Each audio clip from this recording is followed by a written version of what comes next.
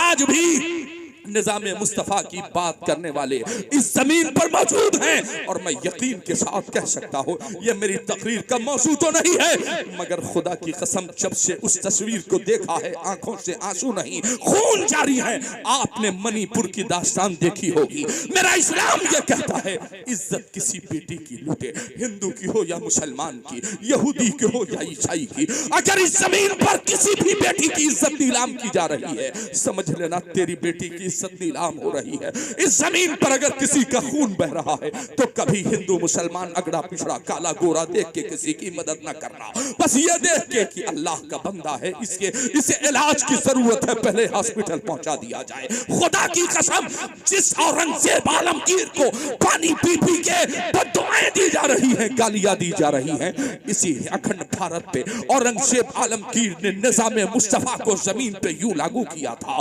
कि शकुंतला एक ब्राह्मण समाज की बेटी की हिफाजत के लिए औरंगजेब आलमगीर ने मुस्लिम कोतवाल इब्राहिम को दो हिस्सों में तकसीम करा दिया था। एक हाथी के सिरे में एक पांव रखा, जंजीर से बांधा, दूसरे सिरे पे दूसरे हाथी को खड़ा किया है। इब्राहिम को पैर को हाथी के पैर में बांधा है और दोनों हाथियों को चला दिया। मुस्लिम कोतवाल को दो हिस्सों में तकसीम करने वाले औरंगजेब आलमगीर को गालियां देने वालों, खुदा की कसम, अगर औरंगजेब आलमगीर ने इस अखंड भारत में शकुंतला की हिफाजत की है, आज भी इस जमीन पर निज़ामे मुस्तफा को, हुसैन इब्ने अली को आईना बना के अगर आज भी रख दिया जाए, फिर किसी बेटी की इज्जत नहीं लूटेगी, फिर किसी के बेटे का खून नहीं होगा, फिर किसी के दरवाजे पर नाइंसाफी नहीं होगी, फिर किसी को बेगुनाह सलाखों में नहीं डाला जाएगा। इस जमीन पर अमन होगा, इस जमीन पे आस्ती होगी, इस जमीन पे सुकून और इत्मीनान होगा। कब? जब निज़ामे मुस्तफा जमीन पे लागू होगा, तब जब निज़ामे नबी जमीन पे लागू होगा, तब। हजरात मोहतरम, तारीख बताती है, हुसैन इब्ने अली की बहन ने कहा था, भैया मुझे इजाज़त, एक आखिरी बात कह करके मैं ख़त्म करता हूँ। हज़रत सैयदा ज़ैनब सलामुल्लाह अलैहा ने कहा था, भैया एक बात की इजाज़त चाहती हूँ, मैंने शहादत का दूल्हा तो आपको बना दिया। कहा, फिर कौन सी इजाज़त चाहती हो? बहन, अब किसी नए इम्तिहान में मुझे न डालना। आपने कहा था, ए भैया, नाना मुस्तफ़ा मेराज को जा रहे थे, बुराक की लगाम थामा था जनाब जिब्रील अमीन ने। अब बाहिदर करार जाते थे, लगाम थामते थे, कभी भैया हसन, कभी थामते थे आप। जब जा रहे थे मुस्लिम औशजा तो थामा था अकबर ने, हुर बिन यजीद रही जा रहे थे, थामा था कासिम ने। यानी सबकी लगाम को पकड़ाने वाला कोई ना कोई मौजूद था जो चल के जाने वाला था। उसे शहादत का दूल्हा बना के हमने घोड़े पे सवार करके भेज दिया, जो नन्हे कदमों से जाने वाला था, और नो मोहम्मद जैसा शहादत का दूल्हा बना के पैरों पे चला के भेज दिया। ए मेरे भैया हुसैन, जो चल के नहीं जाने वाला था, उसे आपने हाथों में उठा के मैदान कारजार में ले जाके जामे शहादत नोश करा दिया। अब्बास जा रहे थे तो उनके घोड़े की लगाम थामा था हुसैन इब्ने अली ने। अब अपनी बहन ज़ैनब को इजाजत दी जाए कि ज़ैनब खेमे से बाहर निकलकर आपके घोड़े की लगाम को थाम सके। क्या इजाजत मांगी? मौत सर पे खड़ी है, आप मुझे इजाजत दीजिए कि खेमे से बाहर निकलकर आपके घोड़े की लगाम को मैं थामूं। सुनो इस्लामी शहजादियों, अगर आप तक मेरी आवाज पहुंच रही है तो सुनना, और मेरे नौजवान साथियों सुनो, अपने घरों में भी इस्लामी माहौल पैदा करो। मजाक मत उड़ाइए इस्लाम का, इसलिए कि इस्लाम जिस जमीन पर है वहीं अमन है, वहीं आश्ती है, वहीं सुकून है, वहीं इत्मीनान है। आपने नहीं देखा, अभी चंद महीनों पहले नेपाल की मशहूर अदाकारा ने तौबा करके अपने आप को मजहब इस्लाम में दाखिल करके आमिना फारूकी अपना नाम रखा है। क्या आपने नहीं देखा, कश्मीर की अदाकारा ने तौबा करके अपने आप को दायरे इस्लाम में दाखिल किया है। क्या मुतादिद लोगों की जिंदगी क्या आपके निगाहों के सामने नहीं है जिन्होंने तौबा करके अपने आप को दायरे इस्लाम में दाखिल किया है? हजारों हजार की तादाद में लोग दायरे इस्लाम में दाखिल हो रहे हैं, मगर अमर डोभा के आपके आसपास पड़ोस में रहने वाला गैर मुस्लिम जब मुसलमान को रोड और सड़कों पे चलता हुआ देखता है उसे शर्म आती है। क्या इसी का नाम इस्लाम है? क्या इसी का नाम मुसलमान है? सुनो, खुदा की कसम तारीख बताती है, हुसैन हुसैन का नारा लगाने वालों, इधर उधर नाजायज कामों में मसरूफ रहने वालों, मुझे बताओ सच्चा हुसैनी वो है जो तो हुसैन के रास्ते पे चल रहा हो। हुसैन का रास्ता क्या था? हुसैन का रास्ता ये था, जरूरत पड़ेगी तो कुरान की तिलावत फातिमा के आंगन में की जाएगी, अली के घर में की जाएगी, और जरूरत पड़ेगी तो कुरान की तिलावत नेज़े पे करबला में की जाएगी।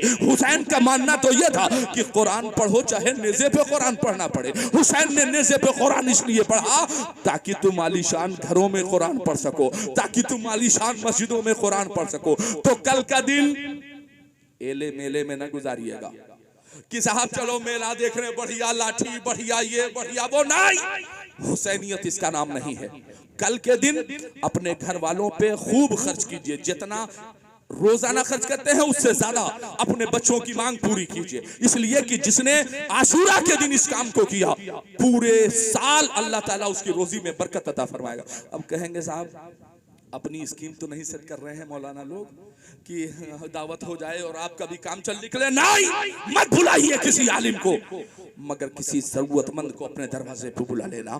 किसी को नहीं बुला सकते हो, अपनी बीवी बच्चों के साथ, अपनी माँ के साथ, अपने बाप के साथ दस्तरखान पे बैठ जाना, ये काम करना। अभी यहाँ से उठिएगा तो रोजे की नियत कर लीजिएगा, घर पे जाइएगा सहरी कर लीजिएगा, और फिर सुबह उठिएगा तो नेज़े पे कुरान पढ़ा था हुसैन ने, हुसैन की याद में कुरान लेके बैठ जाइएगा। फिर हुसैन ने आखिरी वक्त में सजदा अदा किया था तो फिर जोहर के वक्त सजदा अदा कर लीजिएगा। यौम आशूरा की जो दुआ है किसी आलिम दीन से मिलकर या इज्तिमाई तौर पे अपनी मस्जिद में बैठ करके आशूरा की दुआ पढ़ लीजिएगा, गुस्ल कर लीजिएगा, 2 रकात नमाज सलातुल आशूरा की नियत से पढ़ लीजिएगा। 2 रकात नमाज यकीन के साथ कह रहा हूं, जब तुलुए आफ्ताब हो उसके बाद आपको सलातुल आशूरा की 2 रकात नमाज पढ़नी है। हुसैनियत इसका नाम है कि रब की इबादत की जाए।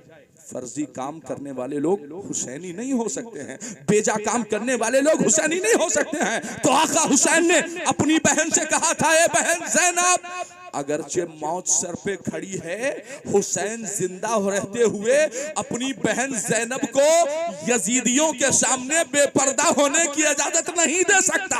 क्या ये करबला का आफाकी पैगाम बेटियों के लिए नहीं है कि अगर मौत भी सर पे खड़ी है तो बहन को पर्दे से बाहर जाने की इजाजत नहीं है। हमारी बेटियां मार्केट की जीनत बनी हैं, सबसे ज्यादा नकाब तुम्हें मार्केट में नजर आएंगे, सबसे ज्यादा तुम्हें अपनी बेटियां, हमारी बहनें तुम्हें मार्केट में नजर आएंगी। हाँ, बीमारी है, जरूरत है, इसके तहत नहीं मना कर रहा, लेकिन भेजा आप बाजारों की जीनत बन करके मोबाइलों के रास्ते से बड़ी तेजी के साथ आपकी बेटियों को इर्तिदाद के रास्ते पर ले जाया जा रहा है। याद रखिएगा कि इन मोबाइलों के रास्ते से मैं शायद अमरडोभा में बोल चुका हूं या पूरे भारत में बोल रहा हूं इस वक्त कि इस जमीन पर दवा महंगी हो गई, कपड़ा महंगा हो गया, सारी चीजें महंगी हो गई, किताब कापी महंगी हो गई, कलम कापी महंगी हो गई, दुनिया की सारी चीजें महंगी हो गई। और आज के 15-17 साल के पहले 10-10 हजार रुपए में बिकने वाला सिम कार्ड छाता लगा के फ्री में क्यों बांटा जाने लगा? कभी सोचा है आपने? 1-1 लाख रुपया में बिकने वाले मोबाइल को चाइना के रास्ते से आज 5-5, 3-3 हजार रुपए में 2-2 सिम वाला मोबाइल आपके घरों तक कैसे पहुंचा दिया? जानते हैं क्यों? इसलिए कि दुश्मनों ने कहा था कि कयामत करीब तब आएगी जब पैगंबर इस्लाम की उस हदीस पर लोग देखेंगे कि लोग चौक बड़ी तेजी के साथ शनीमा घरों में जा रहे हैं, शनीमा घरों में जाएंगे तो शनीमा देखेंगे, बेहयाई इनके घरों में दाखिल हो जाएगी। मगर उलमा ने, वो हमारे अइम्मा ने जब लोगों को शनीमा घरों तक नहीं जाने दिया तो दुश्मनों का एक प्लान आया कि किसी हिसाब से शनीमा को कैद करके अब हर घर में पहुंचा दिया जाए, हर तकिए के नीचे पहुंचा दिया जाए, हर मोबाइल में पहुंचा दिया जाए। मैं मोबाइल को गलत नहीं कहता, मैं बच्चों की तरबियत की बात कर रहा हूं कि अगर आपने अपने बच्चे को तरबियत की है, जरूरत से ज्यादा किसी भी चीज का इस्तेमाल होगा तो वो नुकसान होगा। घी ताकतवर है, जरूरत से ज्यादा खाओगे तो नुकसान हो जाएगा। गोश्त अच्छी चीज है, जरूरत से ज्यादा खाओगे नुकसान हो जाएगा। किसी भी चीज को जरूरत से ज्यादा इस्तेमाल करोगे तो ये जो मोबाइल है ना, इस रास्ते से आपकी बेटियों को बावर कराया जा रहा है कि तुम्हें कैदो बंद की जिंदगी में जबरदस्ती बांध के रखा जा रहा है। मगर अल्लाह शाहिद है। आखिरी बात मेरी सुनिए, एक बेटी ने अपने बाप से कहा था, अब्बा जरा 15,000 का एक मोबाइल लेके आइएगा ना। तो बाप गया, जल्दी से बेटी की खुशी के खातिर 15,000 का मोबाइल ला के दे दिया।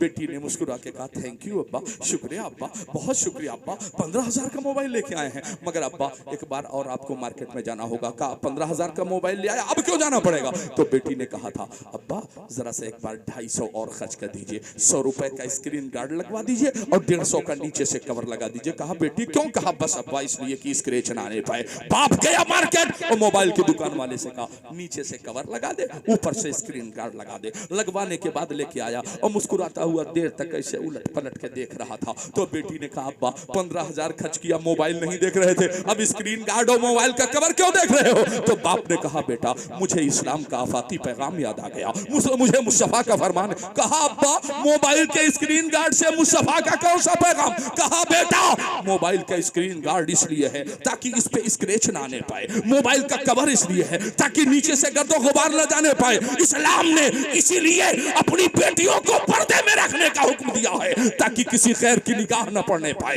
ताकि तुम्हारी इज्जतें महफूज हो। हजरात अगर सोचने का अंदाज मुस्बत होगा तो सारी चीजें अच्छी नजर आएंगी। बस इस शेर के साथ अपनी गुफ्तगू का इख्तिताम करता हूँ कि दस्ते बला को अर्श का जीना बना दिया, जंगल को मुस्तफा का मदीना बना दिया, हर जर्रे को नजफ का नगीना बना दिया, तूने हुसैन मरने को जीना बना दिया। हुसैन जिंदाबाद, हुसैनियत जिंदाबाद। व मा अलैना इल्लल बलाग। अस्सलामु अलैकुम।